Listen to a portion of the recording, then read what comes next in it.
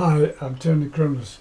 This is a song called The Glory of Love. It was sung by Bet Midler, included in the film The Beaches in 1988. It was written by an American songwriter, violinist and pianist who found fame mostly writing Western songs such as They Cut Down the Old Pine Tree and Empty Saddles in the Old Corral and so on.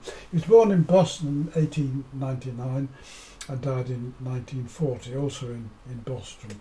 It became a number one hit for Benny Goodman in 1936 and has been recorded by many artists. It was also the signature tune of Guess Who's Coming to Dinner. I'll sing it and then I'll go all the chords slowly. You got to give a little, take a little, and let your poor heart break a little. That's the story of, that's the glory of love. You got to laugh a little, but try a little, before the clouds roll by a little. That's the story of, that's the glory of love. Now as long as there's the two of us, we got the world and its charms, and when the world is through us, we got each other's arms. We got to win a little, lose a little, and always have the blues a little. That's the story of, that's the glory of love. That's the story of, that's the glory of love.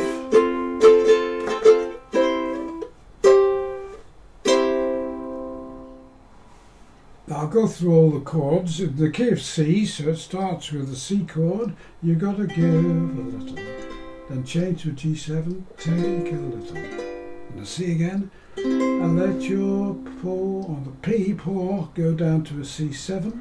Paw hard, which makes a nice chord before the F. Take a little. C, and the easiest chord in the book, the A minor 7, all the open strings. D minor, glory of love. Then a turn around here. You got to, now the next verse is the same and the last verse is the same with one exception. The middle section, it's an F chord, so long as there's the two of us. Now, you can play and C here normally if you want, but if you can possibly manage it, you do it with your little finger, because that makes it easier to play the C diminished seventh. We got the world and its charms. Then an F minor chord, keep your finger there, little finger there, and just stretch down to those two. When the world is through with us. Now slide up from that position, just there, and you got a D7. We got each other, and the G7 to finish with. If you find that stretch of an F minor shape difficult, there is an alternative. You can do a D minor shape, but move it up to the 5th fret and don't play string number 1. That's a perfectly good F minor chord, both notes there, and it's a lot easier. But you've got to remember not to play string 1. The last verse, as I say, is exactly the same as the previous one, with one exception, that you've got that's the glory of. Now, instead of going to the C chord, go to an A7 suspended. The easiest thing is to put those two fingers down, and then just let it fall down to A7. That's a suspended chord. Suspended chord is when the 4th note of the chord is held over. It clashes with the rest of the chord.